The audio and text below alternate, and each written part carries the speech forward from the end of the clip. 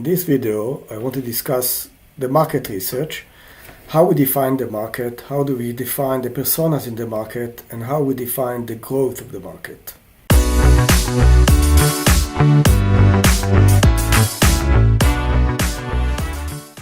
Market research is probably one of the most neglected areas when people are building startups, but actually it's one of the most important things to do. You will notice when you applying for VCs, funding, and investors, you're speaking with people, serious people, that will be the first question that they ask you. And that's the first thing that they're looking at. So you should put a lot of attention into this subject. The first thing to understand is the definition of my market. Okay, and the definition of the market, of our company market, is the group of entities, which could be other individuals or people or organizations or government organizations, companies, it doesn't matter, but it's the group of entities that are going to actually pay for my product or service. Okay, so for example, if I'm opening a new shoe shop, so my market is not, let's say I'm opening a shoe shop in Vienna, in Austria. So the market of this shoe shop is not all the people in the planet which are wearing shoes, which are actually everyone, okay? But it is all the people in that suburb of Vienna, which, let's say it's a female shoe shop for women, okay? So it's all the women in that area of Vienna which are associated with the specific fashion which I'm going to sell, which is a completely different group to everyone, okay? That's something to note. Let's look at an example from our industry. Let's look, in my examples, I will look at a social media scheduling SaaS. It's some kind of a tool which is allowing me to schedule posts on all social media platforms. It's not unique, it exists, but I know, but that's my example. So let's say my company will define my market as everyone who uses social media. It's the wrong way to look at my market. But if I'm looking at all the SMEs, which is the small to medium enterprises, and social media agencies in the US, okay, which need social media scheduling, that's my market. It's defined, it's well defined, it's clear, and it's focused, okay? Now, the next thing that we need to identify is what is the size of the market. The size of the market relates to the actual money which is invested in this class of products by my market. Okay? So if my market are those social media agencies and small enterprises which scheduling posts on social media, I need to look at the size of this market. So if I'm defining the size of my market for this app as the 4.5 billion people globally which are using social media, it's wrong, okay? We already know that it's wrong. But if I'm looking at the specific size which I'm going to target, which is, let's say, an example, 10% of the 30,000 social media agencies in the US and the 1.5 million small businesses which are actively managing social media posts, this is defining the size of my market.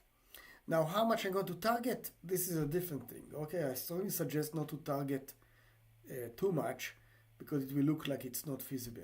Okay, I would point to target like 1%, 5%, 10%, but not like the whole thing. The next thing that we're going to check is the trends and the growth of that market, which means what are the trends in that market and how fast is it growing. Now, please pay attention. It could be already be declining, and people will challenge you when you're claiming that your market is growing. For example, let's say that Facebook decided to give a new service on Facebook Business, whatever, which is ability to schedule social media posts on all social media platforms, including LinkedIn and Twitter and stuff like that. Why? Because that's what they decided to do.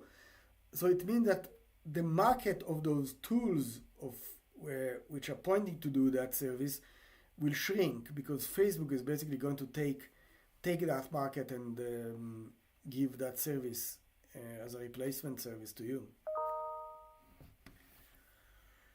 The next thing that we need to do is to identify the market personas. Okay, the actual people, a story of an actual group of people which are going to use my product in the market. And for those people, I need to identify pain points. Why those people in my market will be willing to pay for what I'm offering. Let's look at an example. Sarah, which you can see at the cartoon below, she's a small business owner. This is how you define a persona. You're actually taking even a picture. Okay. Sarah, she's an owner of a local bakery with 3 employees. That's what she's doing. The pain points, she's struggling to manage social media while running for her day-to-day tasks. So she's at the bakery, she's running employees, she's running from one thing to another, and she needs to post on social media to promote her business.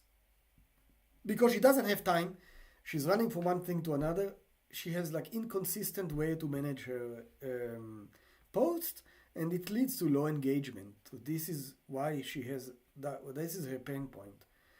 What is her goal? Her goal is to get clients engaged with what she's doing on social media, with her social media content. So she's making really nice things. She's taking pictures, but then all the post is a mess, you know. She's sometimes posting on LinkedIn, sometimes on Facebook. There's no synchronization between the things. The next thing is how much she's willing to pay. She's willing to pay to save her this hassle between $15 to $20 a month. It will save her time. In that time that we're saving her, she can bake more, she can manage her employees better.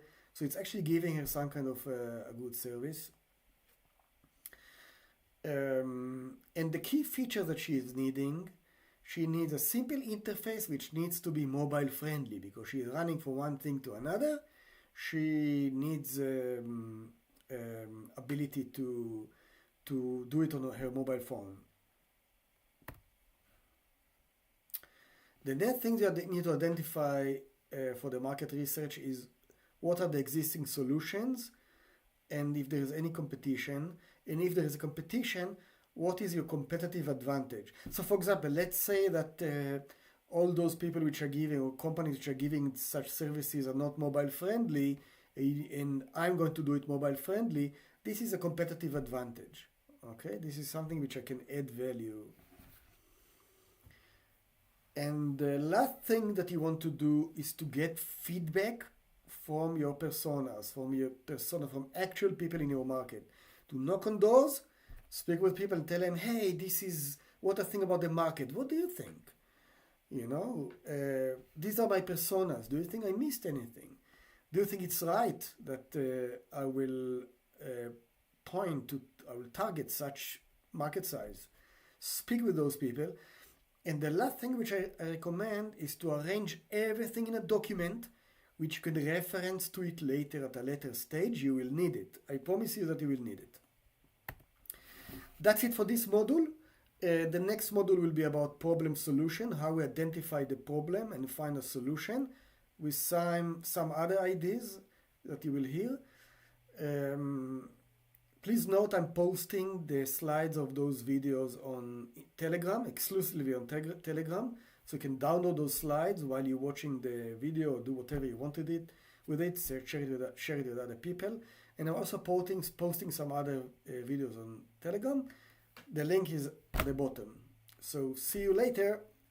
Thank you for watching. Please share this video and subscribe to my Dr. CTO channel to get the most latest updates. See ya.